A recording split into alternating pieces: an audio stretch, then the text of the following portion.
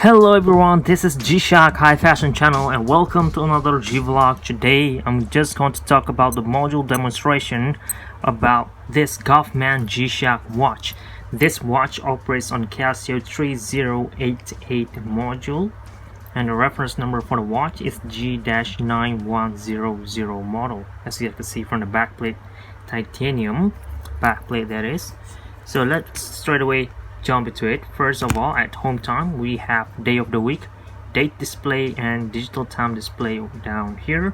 This ring will display seconds graphics animations. The graphics area in red in the middle here will display as the tide graph. In this case the tide is high, and this circle region will display as the moon phase, which from here I could tell that it is almost full moon. As you can see from the watch face as well, we have Casio water resistant to 20 bar, has the 200 meter water resistance for this watch. Next is the moon tide setting over here using the adjust button, and mode button will be over here, or to select mode. This button will be for the search in the world time, or forward or reverse using both of this button depending on which mode you are at. This upper right button will be used to illuminate the watch display for the dual illuminator function that this watch have, and that will usually looks like this. When I press it once, it will glows the entire watch face, so you can see the digital display at night time and also the whole face plate as well. So that's pretty interesting. So it's gonna glow for about 1.5 seconds or 3.0 seconds. After glow, you can set it up using the adjust button right away at home time. Just press this button over here and hold it for about 2 seconds, or when the seconds start flashing or blinking. Now you can set the seconds counter if you really want to match with your other watch. Press once, it will reset back to 0, and then you could just use this mode button to go to another setting or any setting at all that you want to set. In this case we are now at daylight saving time. If you need this, turn it on. If you don't need it, then turn it off. Press mode again, we'll go to the UTC. So this is where the watch will knows your city, and this will also determine the world time feature after this as well. So make sure this part is very much accurate depending on where you live. It has a precision all the way to every 30 minutes, so I'm pretty sure this will be coming handy or precise enough already.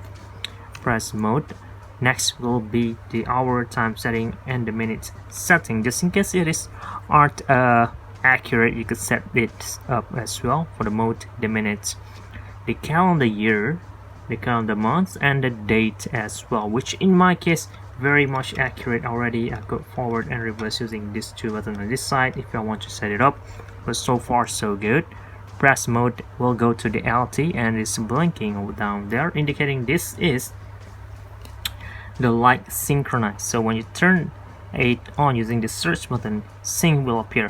This will means that each time an alarm will sound or timer is off, the watch will beep at the same time, sync the electroluminescence to the beep tones, and hence we have this flash alert in this watch. Press mode again, we'll go to back to the original setting. In here I could set up the afterglow of the lights. As you can see, we have 4 dots, that is 1.5 seconds. If I press the light button, we have more dots in there, and it's almost like a more brighter symbol, so that indicates that this watch gonna glow a lot longer than that, equal to 3.0 seconds. Now press adjust, will enter to the next stage of the setup, that is called the longitude setting. This will be used to set up the tide graph in this watch. It's based on where you live, and then set this thing up in here for the longitude, and then press mode. You can switch this to east or west. Press mode again, we'll go to interval. So this will be the interval time between two high tide depending on where you live. This information could be Google up from the internet, so you could just Google up the beach area and the tide interval time, and then just set it up in here, and you're good to go, and the tide graph will display accurate tide every single day afterwards. After you're done setting up this part of the watch, press adjust and we're back. So that's done on this adjust button and the light button. At home time as well, if you want to swap to 24-hour time format, you could use this search button down here. Each time I press it, look at that, it will swap to 15:16 instead of 3:16. So let's use 24-hour time format instead. Press mode once, we'll enter the tide graph mode. So this is where you could look out for the more precise tide depending on which location that you set up in the adjust setting just now. So it will default at 6 a.m. in the morning. You could use the search button down here at this specific date. So 6 a.m. the tide is low, 7 a.m. it is much lower, 8, 9, 10, all the way up. You can see when the tide's gonna be high and when the tide gonna be low. So from here you'll be able to plan out your day, plan out your fishing or boating activities much more precisely. And then you could use this adjust button, swap it to moon phase instead, just in case you want to see how high the tide will be using this moon age display. So as you can see, each time I press the search button over here, it will change the date up here. So on 19th of July, the moon age will be 6.1, even though the tide's gonna be, let me check, low going to high. But from here I know that the tide, even though it is high, but it's not gonna be as high as when it is full moon and such. Just in case you want to set or you want to have a look at another day, just change the calendar over here to 2019 or 2020, and you can set the months and the date as well to be more precise. And then you could check the tide on 20th of July in 2020 at 6 a.m. the tide's gonna be kind of in the middle. So that's pretty cool. When you leave this mode, the date in there will be reset back to original current date, so you don't have to reset it back. So let's move on to the next one, which is the world time mode. From here, this watch has 48 cities, 29 time zones. So basically this is all the city code that was registered in here by default. Not a lot of them, but this is just the basic one, which I'm pretty sure will be coming handy already depending on where you live. Just in case you want to know the city code or the city time of other place worldwide, you could do so in this mode. And you could set or add a daylight saving time to the specific city if you need to do so.